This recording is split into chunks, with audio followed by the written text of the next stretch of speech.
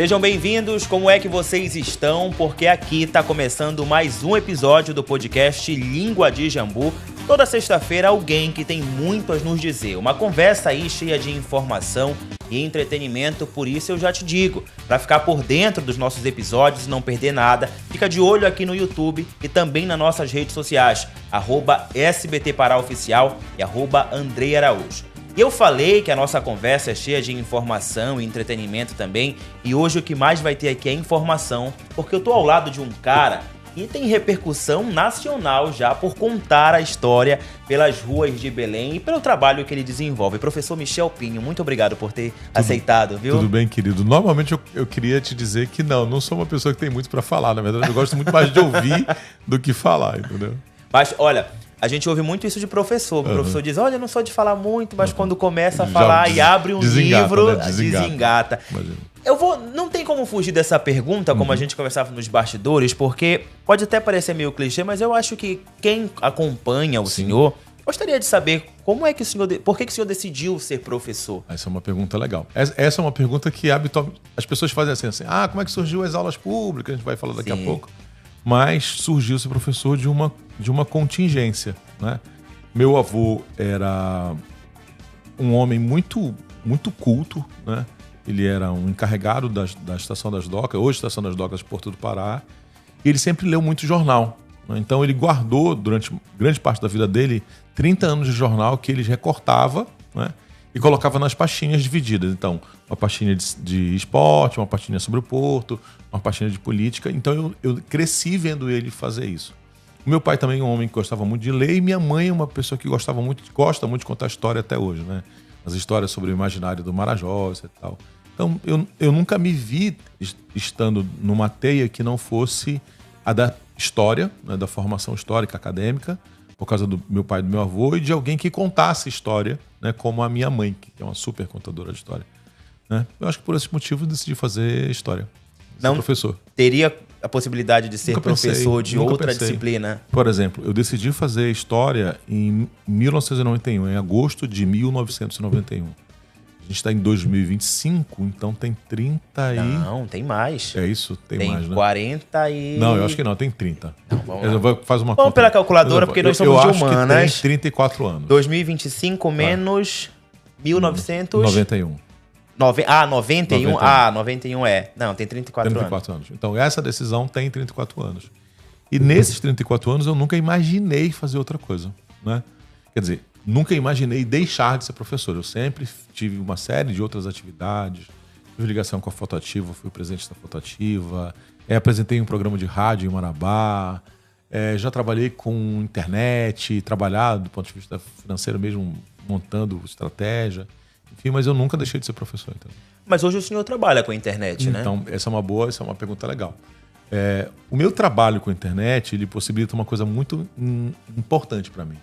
Porque o post que as pessoas assistem, né, e às vezes assistem por uma questão de curiosidade, de indignação, né, ele é fruto da minha existência. Então sou eu olhando para a cidade, que passa num prédio, que passa num lugar, que assiste alguma coisa, aquilo me incomoda ou me motiva a falar sobre isso.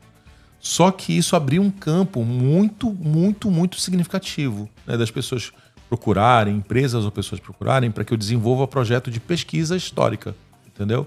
Então eu já fiz pesquisa histórica para teatro, para prédio, né? Além do que eu faço, e faço isso do ponto de vista profissional. E eu vou te confessar que isso tem me deixado bem feliz.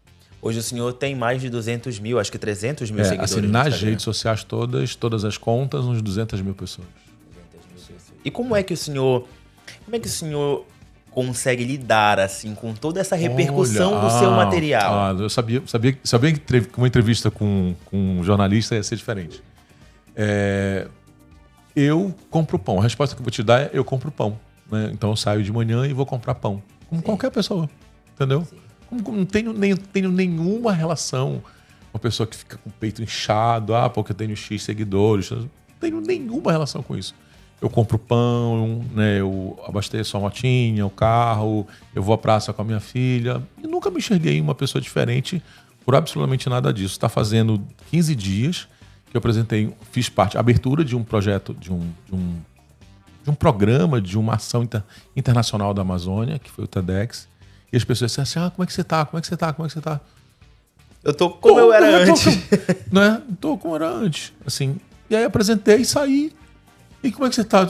Igual. Entendeu? Não me enxergo. Fico muito feliz quando as pessoas vêm falar. Isso me dá uma felicidade gigantesca. Poxa, professor, você falou da casa da não sei quem, você falou disso, morei ali, não sei o quê. Isso é muito legal. Né? Porque as redes sociais, elas não são efetivamente, no meu caso, o lugar do influencer, né? Daquele cara que tem uma influência profissional. É o professor que está lá, entendeu? E o professor tem uma missão. Você entende a rede social como a sua extensão da sala de aula? Eu não entendo, ela é. Entendeu? Ela não é. Ela é a minha extensão como professor. Eu vou te dar muitos exemplos sobre isso. Né?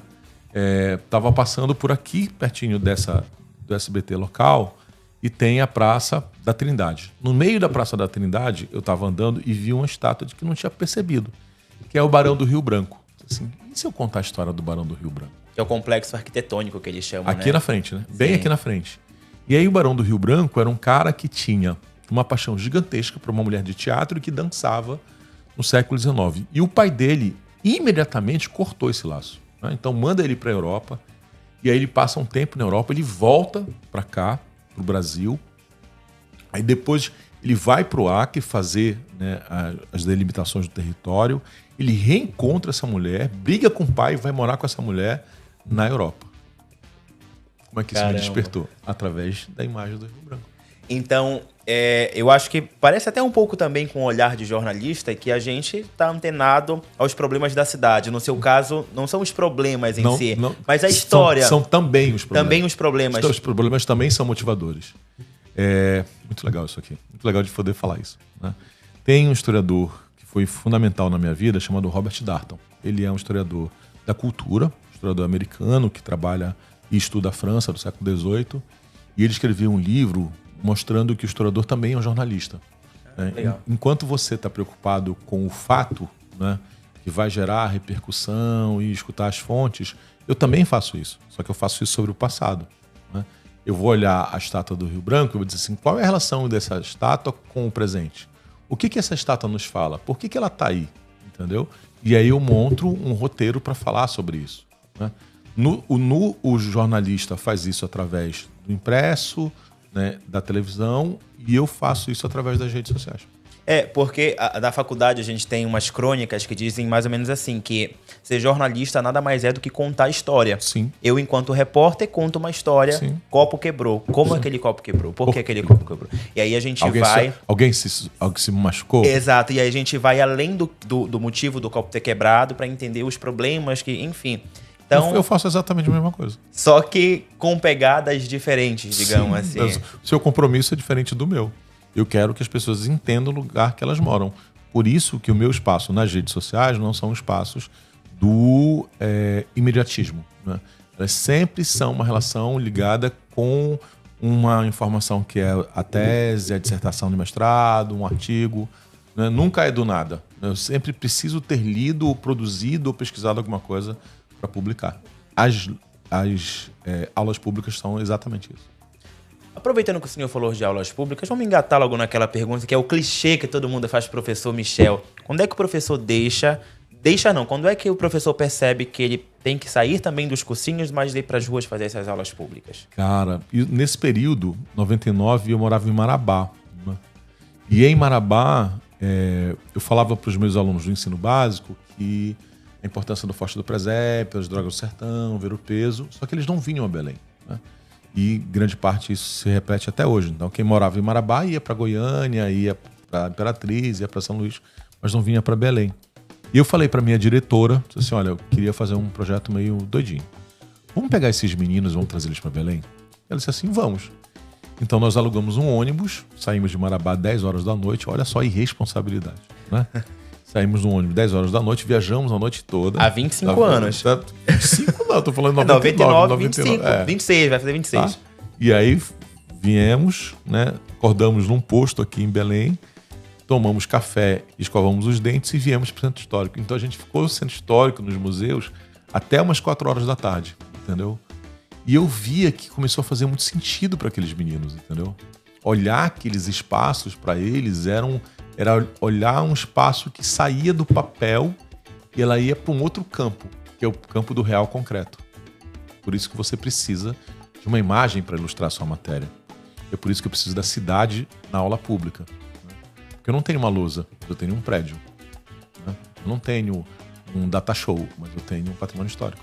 E aí quando a pessoa olha e ressignifica isso, resolve o problema. Acho que é mais fácil até de prender a atenção Sim. daquele aluno e Sim. fazer ele absorver aquele conhecimento. Sim, muito mais. E aí a gente tem hoje, tanto que eu até nos bastidores perguntava se o senhor era o único que fazia isso aqui em Belém, o senhor disse que não. Mas assim, pela dimensão que o seu trabalho tomou, muito se faz pensar, muita gente talvez desconheça os outros trabalhos e conhecem apenas o seu. Sim, eu acho que é bom citar, né? A professora Gorete Tavares tem um projeto de extensão da FPA que é lindo, né? Leva aí seus 100, 140 seguidores, né? As pessoas que se inscrevem, é um rolê completamente diferente. Tem uma empresa privada, que é a Monotour da Raquel, né? Que também faz o acionamento, eles são guias de turismo, que fazem isso de forma profissional. Né? Estive no Senac ontem, né, falando sobre guias de turismo, na necessidade de implantar, então eu desejo que isso se multiplique por 1000, né? Porque tem uma hora que eu não vou conseguir subir no meu banquinho, entendeu? Sim.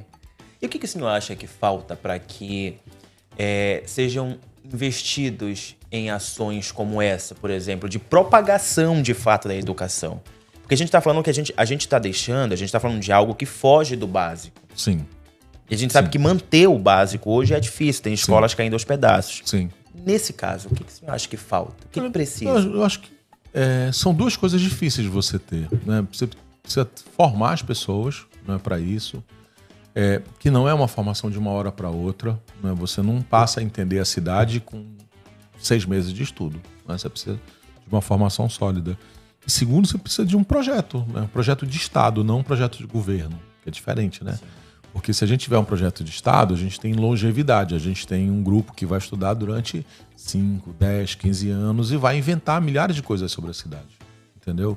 Que as pessoas sejam remuneradas, que o seu estudo seja remunerado, que o programa obedeça uma série de critérios em relação às datas, ofertas. Isso não é muito fácil de fazer. Então é um trabalho a longo prazo. Sim, é um trabalho a longo prazo. Se você pensar no Estado, ou seja, no Estado como organização, prefeitura, Estado, eu acho que é difícil, mas é possível. E professor, o senhor falou, agora há pouco em uma fala sua, que a sua ideia é fazer com que as pessoas conheçam a história de onde elas vivem. Sim. Mas por que é tão difícil conhecer a história de onde a gente vive? Tem muita coisa que a gente passa assim despercebido, que a gente não sabe. Por que é difícil conhecer a própria história? Essa é uma pergunta legal, né? Por quê? Porque a nossa história, né, nossa formação histórica, historiográfica, acadêmica, né, da nossa identidade, da nossa cultura, antes ela era relativamente acessível por causa do livro. Né? Você ia lá na livraria Sejup, na livraria Jinx, para quem não sabe do que a gente está falando, são livrarias, né, dos 20, 30 anos, 40 anos para trás, e tinha uma prateleira lá chamada História do Pará. E aí você comprava os seus livros. Hoje, a mudança do mercado é tão significativa que você tem uma quantidade muito grande de pesquisadores, mas é absurda a quantidade de pesquisadores. Isso é extremamente positiva, fazendo tese, dissertação, artigo, que são publicados aonde? Dentro dos repositórios da Universidade Federal do Pará. E eles têm uma linguagem, que é uma linguagem acadêmica. Entendeu? Então, uma das coisas que eu mais me orgulho nos últimos, 10 anos, 20 anos, é estar na rua e estar andando e o rapaz que dirige o caminhão de entrega, eu fico espantado. Aí ele baixa e diz assim: professor, vi aquele vídeo lá, professor, vou na aula, não sei quando. De entrar no supermercado e tal, o repositor, né, de arroz, de macarrão, sentadinho lá, fazendo a reposição. Professor, eu gostei tanto que o senhor falou do bairro do Guamá, do bairro não sei o quê. Então, isso enche meus olhos. Por quê? Porque eu percebo que ler a dissertação, ler a tese, ler o artigo, né, fazer uma pesquisa individual em relação ao arquivo público, à hemeroteca, tem um fim. Essa pessoa não vai ler a tese, ela não vai ler a dissertação, ela não vai fazer a procura lá nas obras raras como eu faço, mas a informação chegou nela. Entendeu? A educação transcendeu a telinha do celular para chegar nessa pessoa que nunca teria acesso. Entendeu? A gente fala então de uma simplificação da linguagem? Não gosto dessa afirmação, porque acho que não é uma simplificação, porque o objetivo não é simplificar, é uma tradução, né? Você não vai fazer uma linguagem acadêmica, falar das historiografias, das escolas historiográficas, das fontes. Não preciso falar disso, eu preciso dizer, olha, o bairro do Guamá, no século XVIII, tem um processo de ocupação marcado por problemas da saúde. Eu não simplifiquei, eu só traduzi. Tornou acessível? Exatamente. Seria melhor, então, essa colocação, né? tornar eu acessível? Acho que o meu dever é fazer com que essas informações elas sejam acessíveis, né? Eu acho que isso é o que mais me encanta. Respondendo a sua pergunta anterior, como é que eu fico? Eu fico encantado quando alguém é tocado, entendeu? Essa questão da acessibilidade de informações é algo que pesa até para nós, jornalistas, que trabalhamos diariamente com informação, a gente tem que ler muito e a gente acaba conhecendo muita coisa, mas tem, por exemplo, artigos jurídicos que a gente recebe que é praticamente, não, pera, eu tenho que parar tudo que eu tô fazendo para analisar aquilo, para tentar entender, às vezes não entende, liga para um advogado que é parceiro para tentar entender. Agora mesmo eu tava fazendo uma matéria sobre gripe aviária e os dados do governo, eles colocaram um painel com uma linguagem completamente científica que eu falei, eu não vou conseguir ver isso agora. Sim. Então eu acho que, não sei se o senhor concorda comigo, que a falta dessa acessibilidade é algo que contribui muitas vezes, até pela falta de interesse de algumas pessoas. Eu penso que não. Eu penso por uma situação, porque a gente está falando de esferas diferentes, entendeu? Eu acho que o acadêmico precisa ser acadêmico. Aquilo Sim. é a ciência, entendeu? O cara que produz a tese dele, ou quando eu produzi o meu mestrado, não estava preocupado se a pessoa que vende coco vai entender. Eu tô falando para os meus pares, entendeu? Mas eu acho bacana quando isso, né, se transforma numa outra coisa. Quando essa linguagem ela se transforma, ela se torna acessível para uma outra condição. Né? Igual jornalista, a gente vai bater de novo na tecla. Né? Esse quadro de gripe aviária que você viu, você precisa comunicar para uma pessoa que está vendendo batata na feira. E você tem que ser claro em relação a isso. Você não pode deixar dúvidas sobre isso. E eu acho que esse é um papel do professor também, entendeu? A mesma linguagem que eu tenho que usar para o médico entender, eu tenho que usar para a pessoa que está vendendo batata na feira conseguir entender aí também. Volto pela terceira vez, né? De ter no mesmo passeio, né, a desembargadora do Estado, uma desembargadora, no mesmo passeio, estava lá a senhora de 87 anos, que era do interior. No mesmo passeio. E vieram falar a mesma coisa. Poxa, professor, que legal, sei o quê, tarará, tarará. E isso é legal. E professor, tem gente que já acompanha em todos os passeios? Tem uma galera que o senhor já marcou assim, nossa. não. Cara, tu tá aqui todo domingo. Que pergunta legal, que pergunta legal. Tem o Rock, tem um rapaz, olha que bonitinho. Seu perfil. O perfil, né? Tem um rapaz que eu não sei se eu consigo ver em algum desses aí. Tem uma foto bem aqui, Vitor. Tá. Vamos tentar abrir essa foto, vamos ver se... Não sei se eu consigo ver ele. Que toda vez que eu vou, ele vai e carrega a minha escadinha. Toda vez. Ele fica do ladinho e diz, professor, vou carregar a escadinha. Toda vez. Eu acho que ele foi em quase todos os passeios. Caramba. E aí eu já sei que essa é poético isso, né? É a maneira dele contribuir. E é só carregando a escadinha, entendeu? Só isso. Questão até de gratidão, né? Entendeu? E o senhor já ouviu, por exemplo, a partir dessas aulas, eu quero ser historiador, eu quero me tornar professor de história? Isso é muito bonito também. Nessa aula específica que a gente está vendo aqui, que eu acho que é sobre o Land, pela data foi sobre o Land. E aí vai o pai, a mãe, né, e diz assim, professor, a gente veio te agradecer. Diz, por quê? Minha filha, ela foi sua aluna, né, viu essas aulas, tá, e decidiu fazer história. Bacana isso, né? Ou seja, a influência direta, né? Isso é legal. A gente tá passando essas fotos aí, eu acho que é a igreja de Santo Alexandre, do lado, não, na foto anterior. Isso aqui é Casa das Janelas. Casa das Janelas. Aqui é a Siqueira Mendes. Essa aqui é a Sé, Catedral da Sé. Catedral da Sé. Sim. E a gente está falando de uma construção histórica. Sim. Que a gente tem muito em Belém, muitas construções históricas que estão abandonadas completamente. Sim. Isso dói quando o senhor, enquanto conhecedor da história, conhecedor da importância da preservação da história. Isso é difícil de responder, porque nós temos um centro histórico tão grande, né? A gente tem Cidade Velha inteira, Campina inteira, ainda tem Reduto, né? Então a extensão do centro histórico, nós somos um dos maiores do Brasil. Nós temos mais de 2.000 unidades conservadas, para serem conservadas nesse período. É óbvio que a gente não vai preservar essas 2.000 por uma questão financeira mesmo. É uma fortuna fazer isso. O que dói é a gente não ter um projeto de Estado. Isso dói mais do que qualquer outra coisa. Porque se você for olhar projetos que deram muito certo e projetos que deram muito errados. Por exemplo, se você for na cidade de Fortaleza, você tem o Dragão do Mar e no entorno do Dragão do Mar tem uma série de casas que foram desapropriadas. Se tu não der uso para as casas que são desapropriadas, tu tens vários problemas da cidade. Você tem insegurança, você tem assalto, você tem problema de arrombamento. Beleza. Se você ocupar só com bar e só com restaurante, tu tens um problema durante o dia e não vai estar ocupado. Então tu precisa de um projeto de uso misto, né? Por exemplo, a nossa cidade velha, ela tem essa característica. Ela tem os lugares de restaurante, né? Tem os lugares de bares, mas ela tem muita casa. E comércios também. E tem comércio, né? E tem muita casa. O resultado é que ela é uma cidade viva. Embora seja cidade velha, ela seja uma cidade viva. Se tu fores para Campina, que é o bairro do redor, só tem comércio. O que acontece com a noite? É intrafegável. Você não está seguro de forma nenhuma ali. Entendeu? Então isso não se muda num governo. É possível mudar. A gente tem outras referências no mundo, como a Quito, que conseguiu mudar. Quito é patrimônio histórico mundial, né, porque foi tombada em 62, eu acho, reconhecido pela ONU como uma grande experiência, entendeu? E qual seria o caminho para mudar? Bom, aí eu preciso te cobrar, porque aí é uma consultoria. Os governos, né? Exatamente, aí é uma consultoria valendo para fazer, entendeu? Mas é possível. É um trabalho que envolve vai além de plano de governo, várias né? secretarias, várias. É extremamente complexo.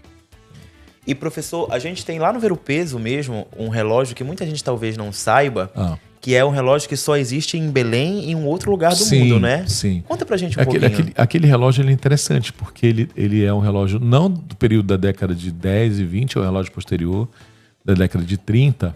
E o que eu mais gosto dele não é só o fato dele estar num lugar especial, que era da Bolsa de Valores da Borracha, mas é os 4 lados dele, né? Porque se tu olhar para os 4 lados do relógio, na parte de baixo, você tem o verão, a primavera, o outono e o inverno, né? Nas 4 faces do relógio.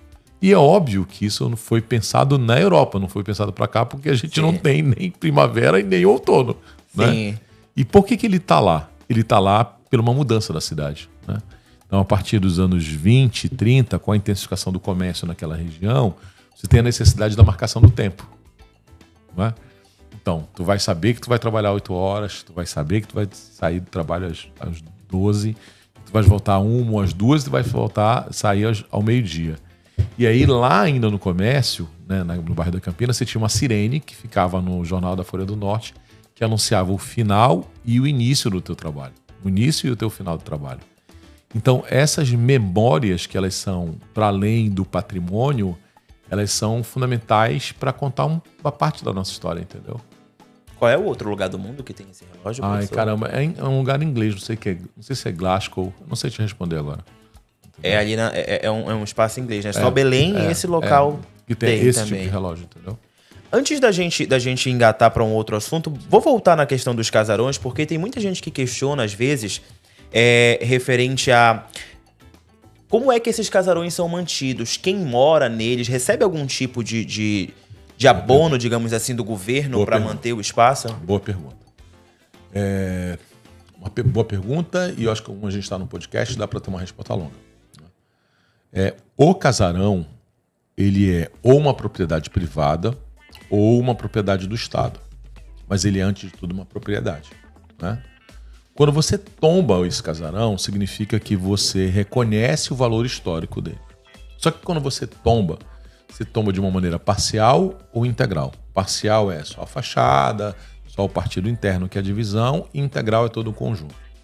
Isso se reflete na lei do IPTU sobre o centro histórico da cidade.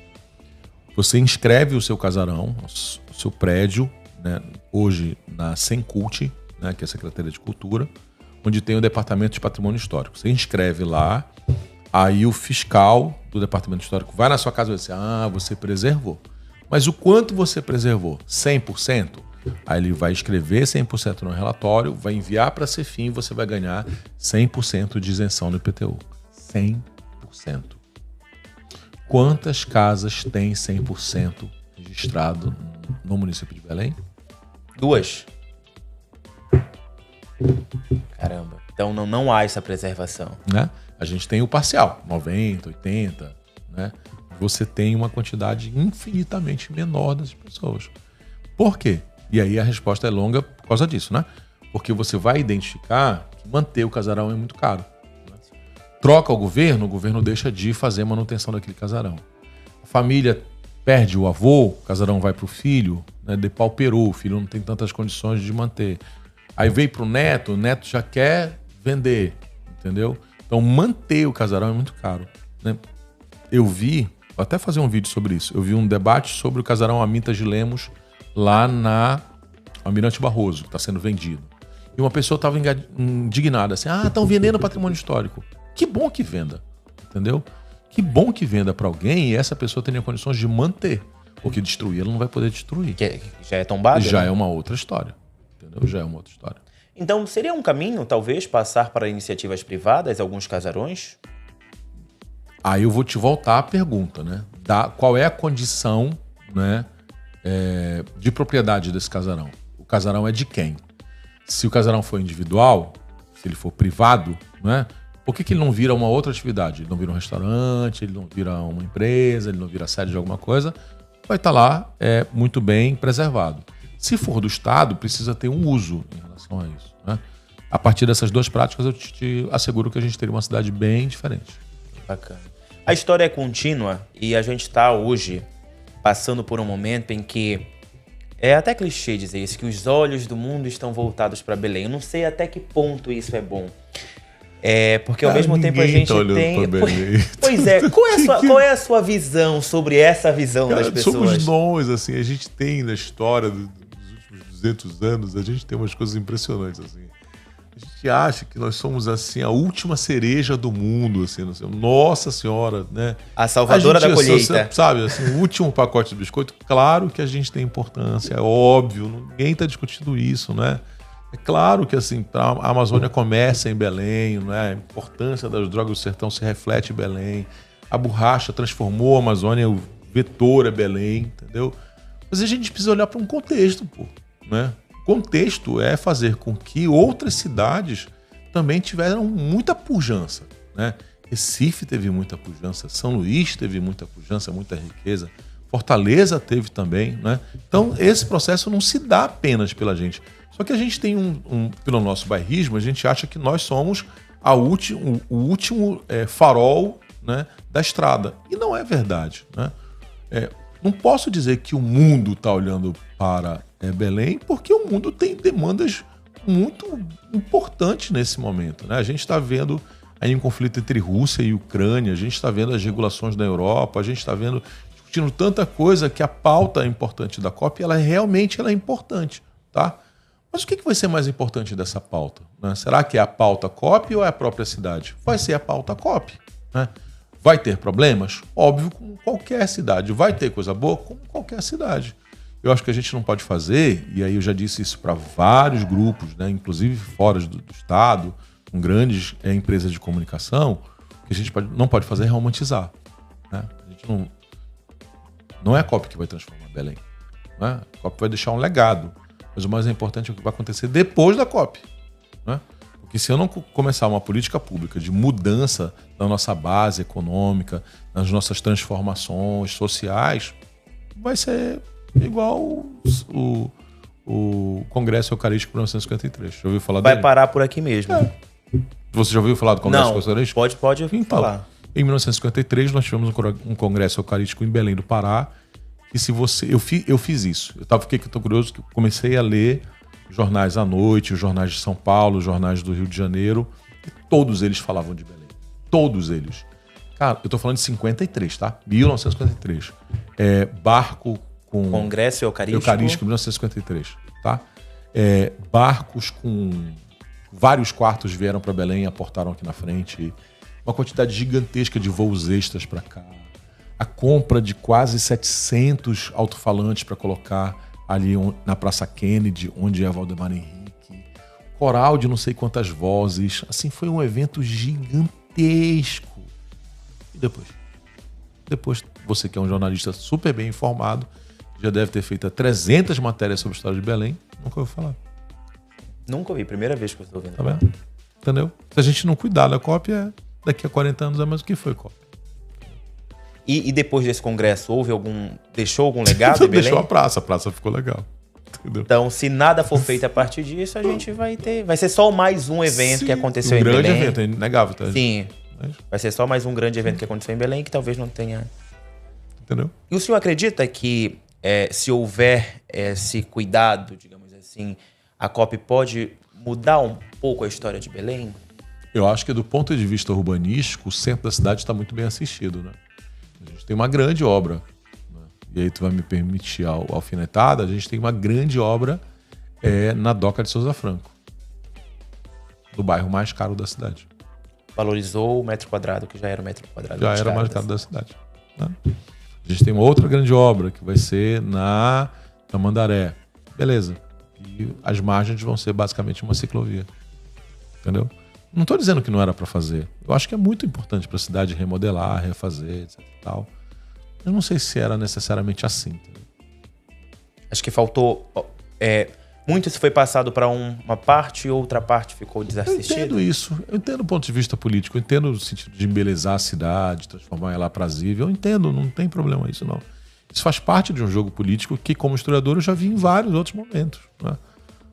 Porque o Antônio Lemos criou a Praça da República, criou a Praça do Batista Campos, fez a arborização das mangueiras. Entendo isso, beleza, tá? Mas explica para mim por que não tinha eletricidade ali no canto da Tembés, no Jurunas. Porque uma senhora escreveu. Disse, olha, tem energia lá na Batista Campos, mas não tem energia aqui no Jurunas. São escolhas, né? Essas escolhas políticas têm consequências. Quanto às críticas, a gente recebeu desde o início da escolha de Belém como sede da COP muitas críticas. Sim. Como é que você avalia isso? Enquanto historiador. Como historiador? Enquanto um cara que já esteve também num cargo público. Você lembrou uma coisa. Eu estava aqui quietinho. Eu acho que a crítica ela faz parte de um conjunto de intenções. Né?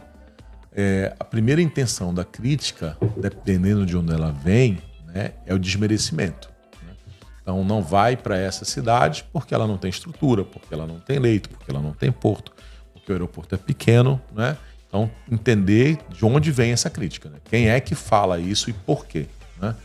Há uma crítica no sentido de dizer assim, olha, poxa, não tem, mas bora fazer diferente, bora apoiar em relação a isso, né? Porque essas críticas são importantes para a gente. Elas dizem assim, olha, vocês estão fazendo errado, vocês precisam investir. Se vocês quiserem investir em turismo, a gente precisa fazer esses ajustes, entendeu? Então eu vejo as críticas dessas duas maneiras. Uma crítica com fins, obviamente, políticos e interessados no desmerecimento, e eu vejo outras críticas que são justas. A crítica da Folha, o senhor encaixa em qual desses dois pontos? Na primeira. Desmerecimento. Do desmerecimento. Entendeu?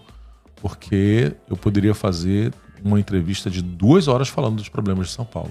E que são os mesmos problemas que eles enfrentam, que nós enfrentamos aqui, são os mesmos problemas. O próprio secretário extraordinário da COP, Sim. uma das coletivas aqui em Belém, Sim. disse que não existe cidade no Brasil com uma capacidade, por exemplo, hoteleira para receber a COP, a não ser... A gente está falando de capacidade hoteleira apenas. São Paulo e Rio de Janeiro. Isso a gente tira até pelo show da Lady Gaga recente que teve lá. Sim.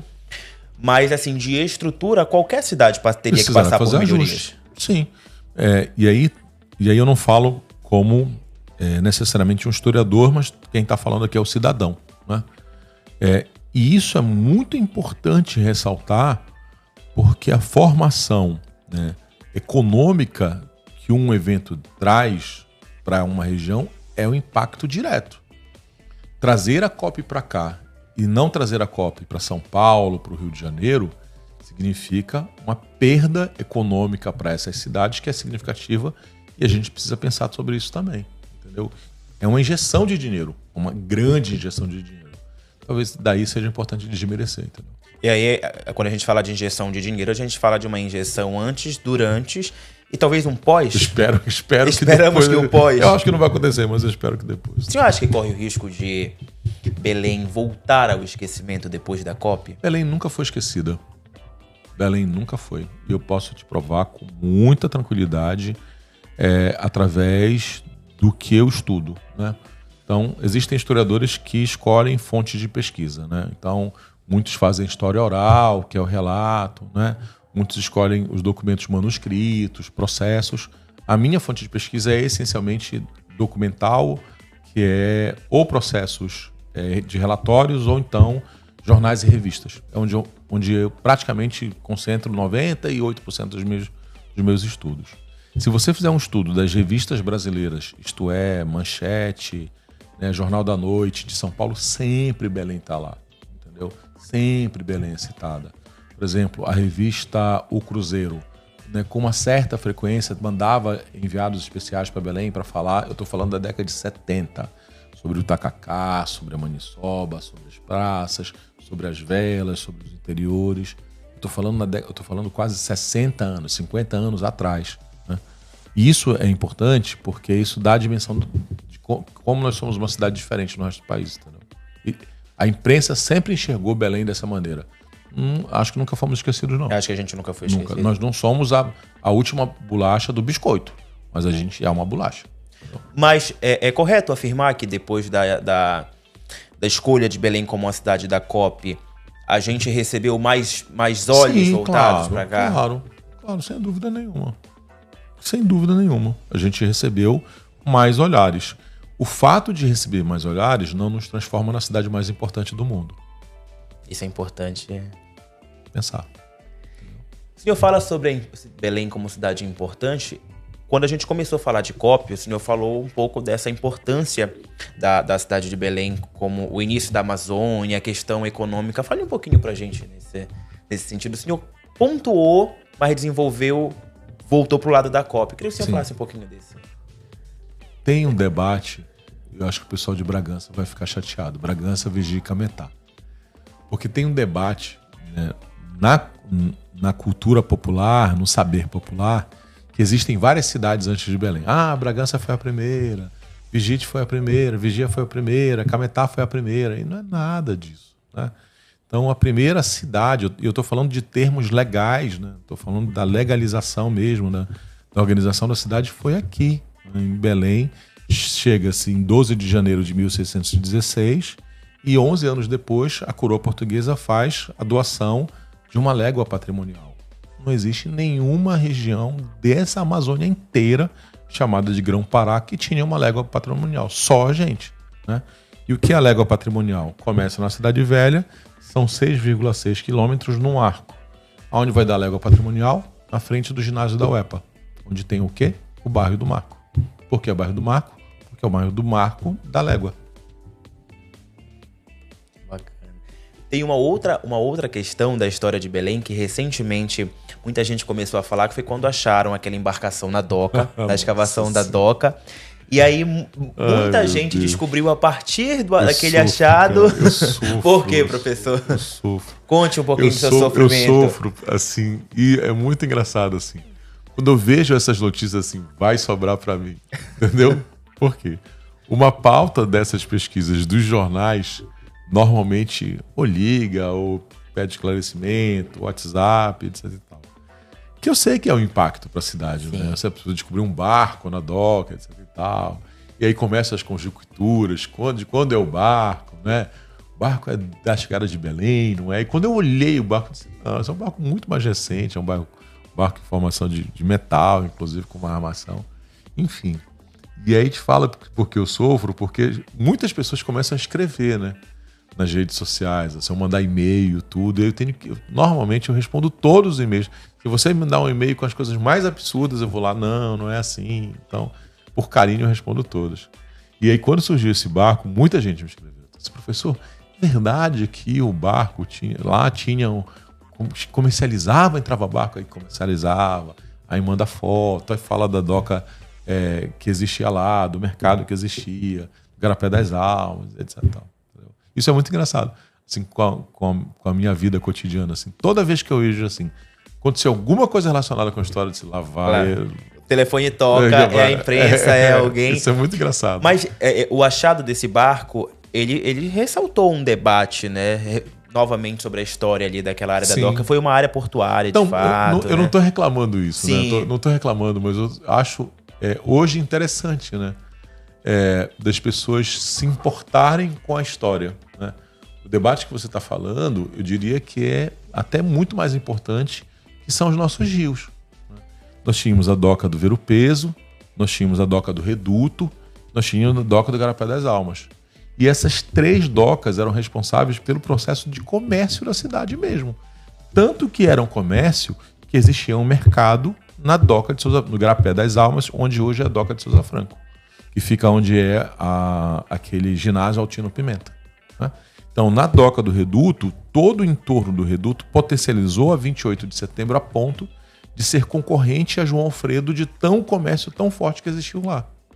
Então, hoje é muito fácil você dizer assim, a Doca do Ver-o-Peso, a Doca mais importante. Vírgula, mais importante para quem e quando? Porque existiam outras histórias. Por que Igarapé das Almas? Existem 2 versões, né? Porque esse Igarapé das Almas tá ligado, ou estaria ligado com a cabanagem, né? Ou Igarapé das Armas, né? Por causa desse período, e a corruptela virou almas, entendeu? Particularmente, eu já li com mais intensidade no século XIX, Igarapé das Almas, né? Das Almas, pelos conflitos e pessoas que foram mortas durante a cabanagem. Falando de cultura, professor, como é que é montada essa cultura de Belém? A gente tem muitas influências. Como é que o senhor, seus estudos, como é que a gente pode falar que é a construção da cultura belenense? www.ufpa.br, programa de pós-graduação em antropologia. Aí tu vai ter... É muita coisa. Porque não dá pra gente responder isso, né? Porque é muito amplo, né? A formação cultural da cidade, ela variou muito com o tempo.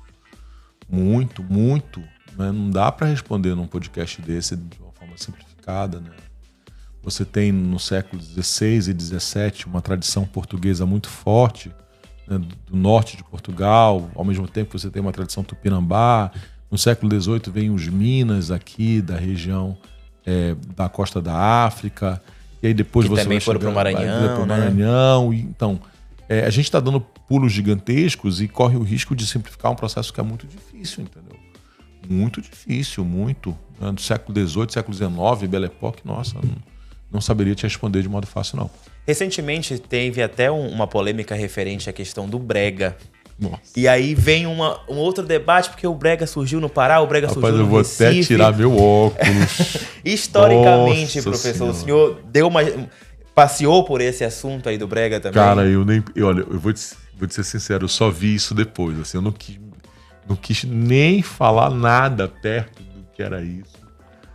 Porque vem nesse síndrome, né? Nessa nossa leitura coletiva de que a gente precisa ser dono das coisas. Sim. A gente precisa, né? Na época dos números, a gente precisa ser o primeiro, a gente precisa ser o líder, a gente precisa ter o mais diferente. A gente precisa disso para se agarrar numa sociedade que é tão líquida, né? E eu vou dizer até para a câmera assim, gente, o brega não é um fenômeno que nasce em Belém e nem nasce em Recife, né? O brega é um fenômeno que nasce dentro das gravadoras de música na década de 40 e 50. Que é caracterizado pelas melodias simples, pelas letras de amor, pelas letras com dó, né? Você projeta a voz, você vai falar sobre o processo da formação, né? das desilusões. Então, a partir dessas músicas bregas, das grandes gravadoras, que a gente também vai produzir as nossas, né? Então, Reginaldo Rossi, Ted Max, todos eles são importantes, né? Não vejo necessidade de a gente criar uma disputa entre, como eu vi, né, a capital brasileira do brega, e nós inventamos um título que agora é a capital mundial do brega. Não sei, né? Não sei. Senhor, é importante diferenciar, então, ter orgulho de ser paraense do que achar que só a gente é importante na história. O fato da gente gostar do brega não significa que a gente tome o brega pra gente como uma manifestação única, né? Porque isso também não é verdade, entendeu? E o ofício do historiador é remontar o processo histórico, né? E o processo histórico é a base da verdade, né? Em algum momento... Vou até colocar meu óculos. Pode colocar. O senhor, como historiador, eu tinha um professor de história, o professor Kleber, Muito, muito bacana ele. Ele sempre me convida para os aniversários dele. E ele contava, as aulas dele eram muito bacanas porque ele contava de uma forma muito, muito legal. Mas em algum momento a história ela é mentirosa, professor? O jornalismo é mentiroso? Depende. Eu não posso falar por mim. Depende. Depende de quem conta. Depende de quem conta. Entendeu? Da mesma maneira que você vai pegar uma informação e vai tratar essa informação com um objetivo que não é real e é falsear essa realidade para outro objetivo, determinados historiadores disseram, por exemplo, que não existia uma ditadura militar. Não é isso? Então depende de quem conta, a história pode ser mentirosa. Não é isso? Depende do jornalista que passa a informação pode ser mentirosa. Não é isso? Nós dois sabemos disso. Espero que você que esteja em casa também saiba disso. Então, cuidado com o que você lê e o que você assiste. E que entenda o que a gente está falando aqui, né, professor? Porque, assim, na teoria, não deveria existir nenhum dos dois lados da mentira. Sim. Mas... existe. Feitos por humanos... existe, claro. Eivados de intenções e interesses. Tá certo. Professor, tem uma coisa que eu acho muito, muito legal aqui em Belém e que eu acredito que não é só de Belém, mas eu acho que o senhor pode falar da nossa relação, que são as tabernas, né? Que hoje a gente não vê mais. Hoje mudaram para mercadinhos e tal. Como é que é essa relação das tabernas aqui em Belém? Eu gosto muito de internet. Muito. Né? Então, meu tempo de lazer é dividido em 3 coisas. Minha família, né? Minha esposa e minha filha. Segundo, ficar dentro d'água sem falar nada. Fico horas e horas e horas dentro d'água só com o olhinho do lado de fora, sem falar nenhuma palavra. Né? E a terceira é ficar fuçando a internet. E eu adicionei um cara de Portugal que ele faz... Portugal é um país muito pequeno, né? Então, com muita facilidade você sai de Lisboa e vai visitar as vilas ao redor. E ele vai no final de semana nas tascas. O que são as tascas? São pequenos restaurantes ou tabernas das vilas. Né? Então, alguém que está com 70 anos, 75 anos, faz aquele bife, né? Faz aquela moreninha, como eles chamam, né? Nos últimos 50 anos. Aí ele vai, né? Se apresenta para o senhor, aí pede, aí mostra, aí fala. E aí a taberna é isso. Né? A taberna é um lugar de convivência de origem portuguesa, que veio aí para cá, e que tem um papel de sociabilidade. Então eu vou à taberna para conversar, vou à taberna para beber uma dose de cachaça, vou à taberna para beber uma cerveja, mas eu também vou à taberna para abastecer minha casa. E no século, eu falei isso na aula pública do Reduto, né? O Reduto era cheio de taberna. Olha como é interessante, o Reduto era cheio de taberna. Então, o pagamento das fábricas era no final de semana. Então, durante a semana, tu ia lá e pegava 1 quilo de arroz. A conta, como a gente costuma falar. Exatamente. Você ia pegar 1 quilo de arroz, você pegava isso, pegava aquilo, e morava lá no Guamá, na pedreira, e ia embora. Né? Quando você recebia sexta-feira ou sábado, o que você fazia? Ia pagar a conta. Por quê? Porque você precisava renovar o seu crédito para a próxima semana. Caraca, entendeu? Então surge daí talvez essa conta? Sim. A conta do furano na taberna surge sim, daí. Exatamente. Entendeu? Ela surge no século XIX, mas é amplamente conhecida até hoje. Caramba, legal. Não é legal isso? Agora, aqui, a taberna, já da minha geração pra cá, eu não vejo... A taberna era um espaço mais de abastecer a casa mesmo. Sim. Tá faltando um arroz em casa. Vai lá, compra R$2 de arroz. Vai lá, compra um copo de óleo. Sim. E aí, pelo menos assim, no meio em que eu cresci, a taberna ela não era um local de tanta convivência, porque geralmente era uma portinha, era uma janela, assim, uma baiuca, como a gente costuma chamar, que não tinha como ter essa questão de convivência. Então tem essas fases. Mas se você cortar a 14 de março com a Boa Ventura, 14 de março, Boa Ventura com o bairro do Marizal, no canto tem uma taberna que funciona até hoje.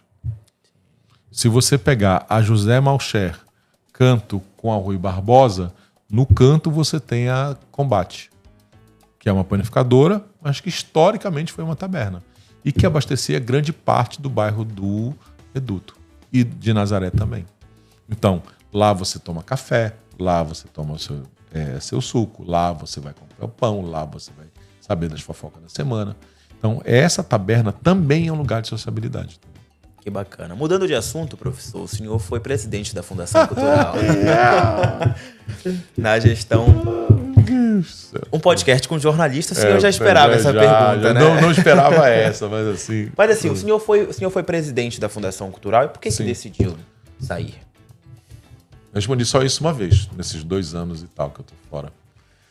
Primeiro, fazer uma coisa anterior, tá? Eu não me arrependi em nenhum momento do que eu fiz. Né? Fazer parte do poder público, de uma gestão pública, num cargo de secretário de cultura de uma cidade, de uma capital, me deu um know-how como um indivíduo que eu nunca teria. Então, hoje, eu olho a prefeitura e digo, isso vai dar certo. Isso não vai dar certo. Isso está errado. Isso vai dar confusão. Né? E raramente eu erro, porque eu convivi no alto escalão da prefeitura por 2 anos e alguns meses. Entendeu? Bastante tempo, praticamente um mandato inteiro. Né? Então, fiz a primeira grande parte do mandato todo. Né? E guardo, e eu vou dizer isso pela primeira vez, né? E guardo alguns feitos que me deixam muito feliz. Por exemplo, nós abrimos o Palacete Bolonha à noite para trabalhadores. Então, o que acontecia? Você trabalhava de 8 a meio-dia, de meio-dia às 6, de 2 às 6, e os museus todos estavam fechados. O que a gente fazia no final do mês? Abria para quem trabalhava. E aí fazia a visita pública para crianças no final de semana. Então, isso me deixa muito feliz. E nós fizemos também a Avenida Cultural. O que era a Avenida Cultural? Fechar a Presidente Vargas, não é? E que deu 50 mil pessoas dançando carimbó. Cara, vontade de chorar, né? Carimbó, música, hip hop, criança. Então, eu vi o quão é importante o poder público, entendeu? E isso, eu tenho muito orgulho. Vou falar isso pela primeira vez, eu tenho muito orgulho de ter feito isso. Né? E que grande parte das pessoas hoje que me conheceram nas redes sociais de uns 7 meses para cá não imagina isso. Né? Mas eu também guardo muitas mágoas. Né? E mágoas no sentido de perceber que às vezes talvez não seria tão interessante fazer esse barulho. Entendeu? Porque no poder público há um ciúme das secretarias. Né? Há secretários e secretários, há políticos e apolíticos. Eu não sou um político profissional, eu nunca tive filiação política partidária, eu não sei fazer esse jogo, né? E esse jogo político me cansou, entendeu? Na verdade, ele mais me decepcionou do que ele cansou. E quando eu percebi que eu era uma peça de um jogo que não seria necessariamente a cidade o protagonista, eu decidi cair fora. Não era o que o senhor esperava? Não, entendeu? Não. Porque eu acho que é muito importante, no meu caso, e isso eu vou levar para o resto da minha vida, o meu compromisso com a cidade. Entendeu? Não tenho compromisso com o partido político, nem. Tenho compromisso com a cidade. Né? E talvez os projetos não sejam desse jeito. Isso lhe fechou alguma porta? Não, por incrível que pareça, não. Por incrível que pareça, não. Não fechou nenhuma porta. Na verdade, as portas abriram. Eu fiquei muito mais empolgado em relação a isso, né? As pessoas não sabem que eu fui presidente da FUNBEL, secretário de Cultura, que eu representei o norte do Brasil na Comissão Brasileira de Gestores de Culturais dos Municípios. As pessoas não sabem absolutamente nada disso. Né? Ninguém para na rua e diz assim, o senhor era presidente disso, fez isso, foi para Brasília. Nós aumentamos, por exemplo, o orçamento da cultura de 16 milhões para 32 milhões. Nós reformamos... Né? Isso é importante para a minha carreira de olhar para trás e ter orgulho. Mas as pessoas não estão nem aí para isso. Eu entrevistei, um ano, acho, mais ou menos, professor também, secretário também de governo. E aí, entre as falas, ele falou algo mais ou menos assim, que é muito difícil quando um professor, quando um especialista, ele é levado para dentro de um governo, porque é muito difícil você conseguir atuar como especialista. É difícil, professor? Eu acho que não é difícil, né? Eu acho que é quase impossível. E vou te responder por que isso, né? Porque, como especialista, tu precisa tomar medidas que às vezes são impopulares ou que eles não favorecem politicamente determinado grupo. Entendeu? As pressões da FUNBEL foram gigantescas em relação ao patrimônio histórico por determinados grupos, né? Então, a força política de tentar fazer com que projetos que não obedecessem as regras do patrimônio, como gabarito, local, que pode ou não construir, eram muito grandes, assim, né? Eu recebia recados com muita frequência e eu fui bem direto, assim, olha, nós não vamos fazer, nós não vamos sucumbir à lei, não vamos fazer nada, não vamos fazer o que está na lei. Entendeu? E isso tem consequências, né? Então você tem, a partir do momento que você entra, você tem que ser político.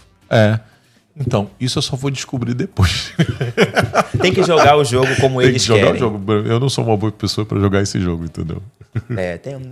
Nem tudo é negociável, né? Exatamente. Nem tudo é negociável. Exatamente. Eu acho Perfeito, assim. Vou muito por esse muito, lado. Muito bacana a entrevista. Tá me dando a oportunidade de falar coisas que eu nunca falei, inclusive. Professor, e tem mitos aqui de Belém que lhe incomodam muito? Nossa. Que o senhor, já deu, cara, isso pra mim não dá mais, bora estudar.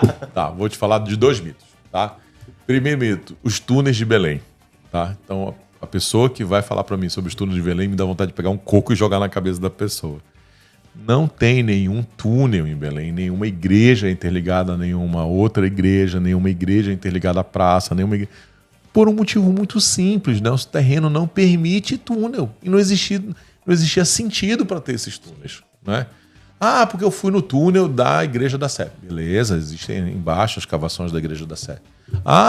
Basílica, existe lá os arcos da Basílica lá dentro. Isso não é um túnel. O túnel é interligação de um ponto para outro ponto. Entendeu? Seria mais ou menos um subsolo de um prédio. Subsolo, sim. Isso é um mito que lhe incomoda muito. Eu falo assim de jogar coco, mas é porque é engraçado pra mim. E qual é o outro? O senhor disse que são 2. Cara, o outro mito... é das mangueiras. Tá? Outro mito é das mangueiras. Né? Porque as mangueiras foram o principal objeto de arborização do Antônio Lemos. Isso é verdade, mas ela é parcial. Porque o Antônio Lemos, eu tenho isso guardado, o Antônio Lemos, ele encomenda 2.000 mudas de mangueira para o horto municipal, mas ele também encomenda 2.000 mudas de palmeira. Então, era para nós sermos a cidade das mangueiras, mas era para nós sermos também a cidade das palmeiras. A quantidade foi a mesma. Exatamente. E por que tem esse título? Por que pegou somente o das mangueiras? Porque foram elas que frutificaram. Que vingaram. Exatamente. As palmeiras não vingaram, não. Professor, a gente tem quase 1 hora já de bate-papo. Rapidinho. Essa foi rapidinho. Tem uma pergunta que eu sempre faço para quem Sim. vem aqui antes de encerrar, Sim. que é com quem você não tomaria um tacacá de jeito nenhum. Se não quiser citar nome, porque eu sei que o negócio pesa às vezes, mas com tipos de pessoa que fazem o que o senhor é contra. O jogo que o senhor não joga, por exemplo. Com quem você? É de alguém que vê a cultura como trampolim. Não consigo conversar. A cultura deve ser feita por alguém que ama a cultura. Né? Alguém que enxerga na cultura um instrumento de cidadania. Né? Utilizar a cultura como trampolim político, para mim, não consigo conversar. É oportunismo. É mais que oportunismo, né? Eu acho que é coronelismo isso. Tá certo. Professor, muito obrigado por ter vindo, viu? Foi chata a entrevista, professor? Porque o senhor me disse que tem umas entrevistas que são muito vazias. Não, me diverti. Eu acho que fazer uma diferença para os jornalistas é fazer esse bate-papo com o jornalista é completamente diferente. Entendeu? Vocês têm uma malemolência aí que é muito bacana. A gente vai pegar uma pergunta, já vai gatando. Muito obrigado. Volte sempre, a casa é nossa, obrigado, viu? Querido, Nosso obrigado. Quase colaborador do SBT nas pautas de história. Obrigado e sucesso cada vez mais, obrigado, viu? Querido. Esse foi o nosso episódio de hoje. Semana que vem tem mais. Pega esse link, compartilha com todo mundo e segue a gente nas redes sociais. Até a próxima.